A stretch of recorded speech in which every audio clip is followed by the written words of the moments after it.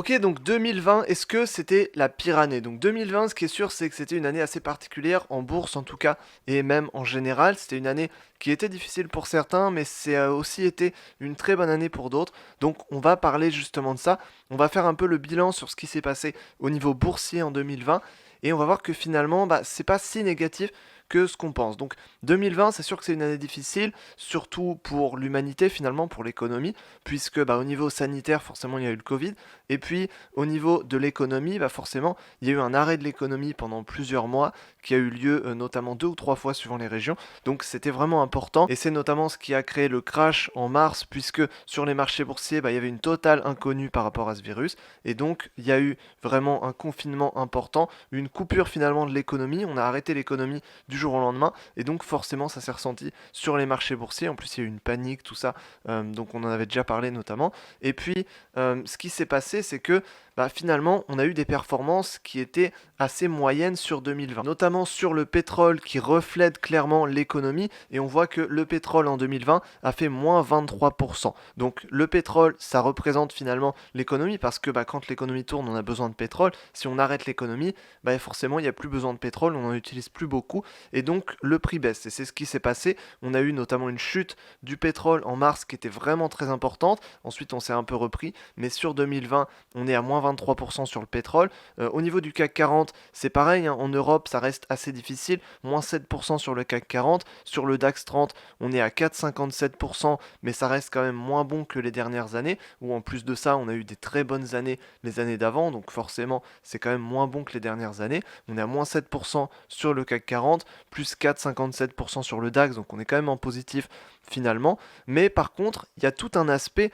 sur lequel finalement on est en positif, et sur lequel les marchés boursiers s'en sont finalement pas si mal sortis. Et on voit que c'est vraiment certains secteurs qui s'en sont pas si mal sortis. Puisque, par exemple, sur les marchés américains, on a le S&P 500 qui a fait plus 16% sur 2020. Alors plus 16%, c'est déjà plutôt une bonne performance à l'année, mais surtout, on a fait plus 66% depuis le plus bas en mars. On l'avait vu sur les graphiques dans d'autres vidéos, on en avait parlé, et on a vu que le prix a fortement chuté en mars. On a touché vraiment un plus bas, et depuis ce plus bas, on s'est complètement repris. On a fait plus 66% par rapport au plus bas, donc depuis le plus bas jusqu'à maintenant. Donc c'est vraiment plutôt une bonne performance sur une année, et finalement on s'en est pas si mal sorti. Tout ça, c'était notamment grâce au plan de relance qu'il y a eu, grâce à la baisse des taux d'intérêt. Il y a eu plusieurs raisons à ça, mais n'empêche que finalement on est sorti sur un S&P 500 en positif à la fin de l'année à plus 16%, et depuis le plus bas en mars, on est sorti à plus 66% depuis le plus bas. Donc c'était vraiment plutôt pas mal. Sur le Nasdaq, alors là, meilleure performance annuelle depuis 2009. Le Nasdaq a véritablement explosé cette année. C'est le secteur qui a vraiment profité de l'année 2020, c'est les technologies. Donc concrètement, le Nasdaq, il est rempli d'actions et d'entreprises technologiques. Donc meilleure performance annuelle depuis 2009. Le Nasdaq plus 43%. Grosse performance sur le Nasdaq. Et on l'a vu, grosse performance sur plein d'actions comme Tesla, comme Facebook, comme Amazon, comme Microsoft, comme Google. Voilà, toutes ces actions ont explosé cette année, et il y a eu aussi d'autres actions moins connues comme Zoom par exemple. Tous les laboratoires pharmaceutiques ont aussi explosé. Donc le Nasdaq, c'est vraiment un actif, un indice qui a vraiment explosé cette année, et on a eu un Dow Jones à 7%, ce qui était plutôt pas mal. Donc finalement on s'est repris aussi.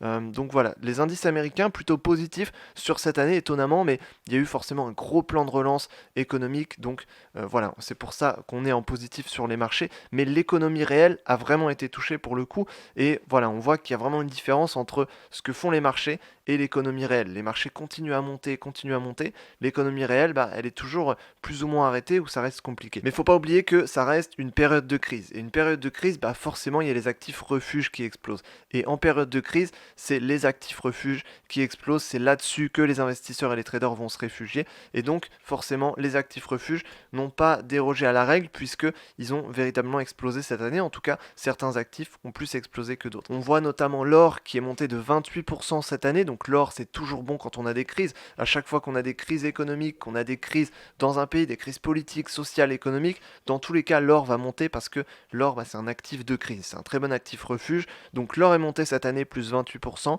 mais même mieux que l'or, on a l'argent. L'argent qui a fait 50% cette année, donc encore mieux que l'or. Les deux sont très corrélés, mais l'argent a fait encore mieux que l'or. Donc c'est vraiment deux actifs refuges par excellence.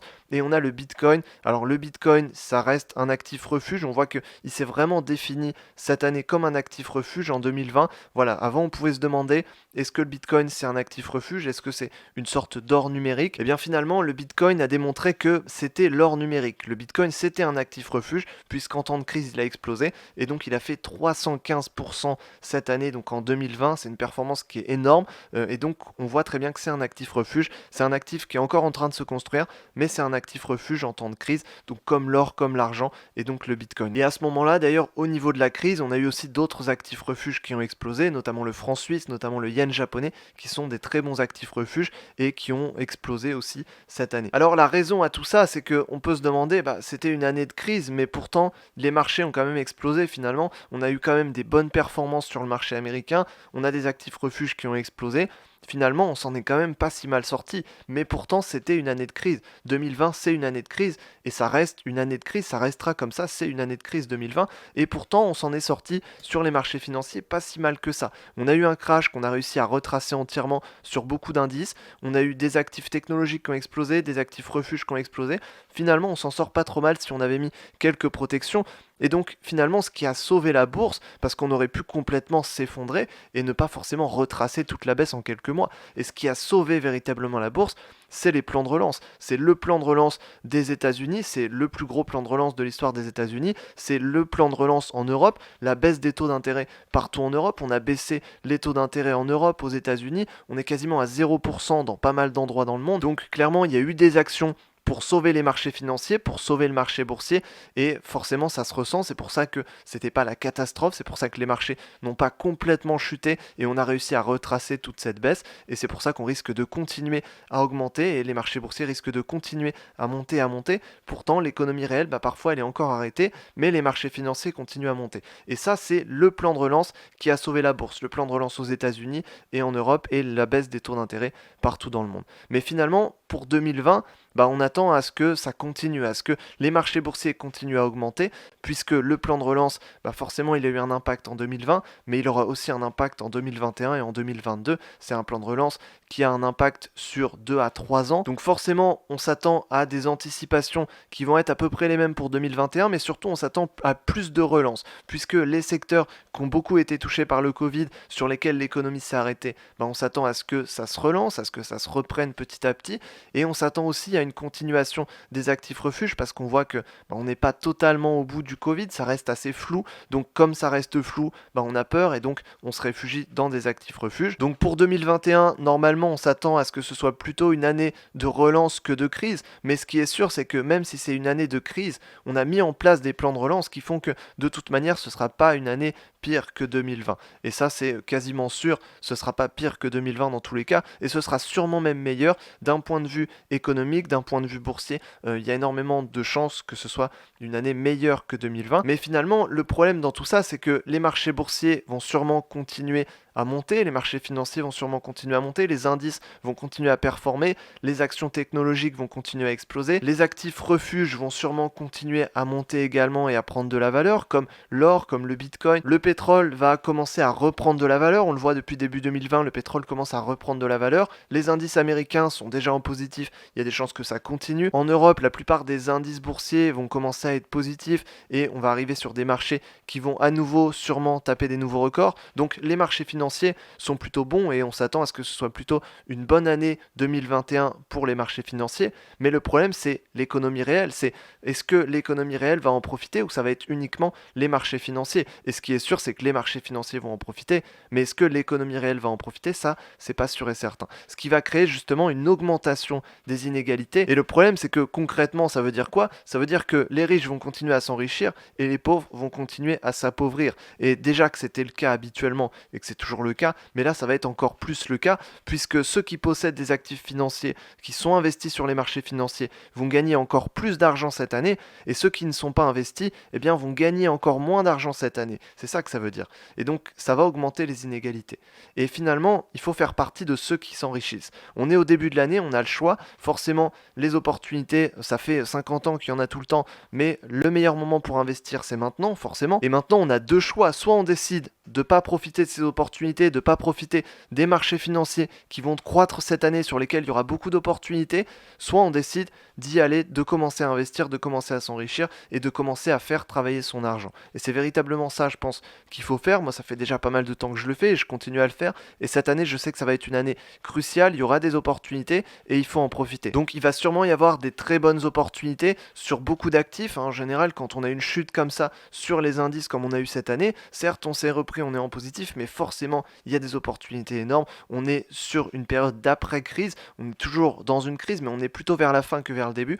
Donc c'est la période où il y a des opportunités et ensuite on part sur un cycle de plusieurs années. Donc c'est là que finalement les années à venir vont se jouer. Et c'est maintenant que finalement tu vas pouvoir te dire, ok, est-ce que sur les années à venir tu vas t'enrichir vraiment nettement de manière importante, ou est-ce que tu vas juste faire partie des gens qui ne vont pas s'enrichir et qui vont perdre en pouvoir d'achat au fur et à mesure. C'est véritablement ça l'enjeu de cette année et l'enjeu de ces prochaines années, et c'est pour ça que je pense qu'il faut faire travailler son argent dès maintenant. Même si on n'a pas beaucoup d'argent, même si on n'a que 100 euros à mettre par mois, ça suffit largement et on peut commencer à faire travailler son argent comme ça, et il y a des opportunités à saisir cette année. Donc cette année, je vais faire pas mal de vidéos là-dessus, sur des différentes opportunités qu'il y aura cette année pour t'aider à investir et pour te lancer dans le trading justement. Donc je vais faire beaucoup de vidéos là-dessus. Donc n'hésite pas notamment à t'abonner à cette chaîne YouTube si tu veux être au courant. Je vais te partager pas mal de choses cette année. Et puis si tu te demandes quelles sont les opportunités à saisir cette année, à saisir maintenant, eh bien je vais faire des vidéos là-dessus et je vais faire une vidéo notamment consacrée aux opportunités qu'il y aura à saisir en 2021. Donc je te mets le lien juste en haut à droite de cette vidéo. Et puis si tu veux en savoir plus sur le trading, sur l'investissement en bourse, si tu veux commencer à te lancer maintenant pour faire partie de ceux qui s'enrichissent, je t'invite à aller voir les liens qu'il y a dans la description et tu peux notamment réserver un appel avec moi. Donc si tu es intéressé et que tu es motivé et que tu veux commencer à t'enrichir dès maintenant, tu peux réserver un appel avec moi et on pourra mettre ça en place. Donc voilà, n'hésite pas à voir tous les liens qu'il y a dans la description et en tout cas je te souhaite une très bonne année. J'espère que cette année sera vraiment enrichissante d'un point de vue financier pour toi et en tout cas mon but c'est de t'aider justement à réussir dans l'investissement et dans le trading. Donc abonne-toi à cette chaîne YouTube, il y aura pas mal de vidéos cette année et puis va voir les liens qu'il y a dans la description. Donc voilà, j'espère que je t'aurai aidé en tout cas dans cette vidéo et sur ce, je te dis à la prochaine dans une autre vidéo. Salut!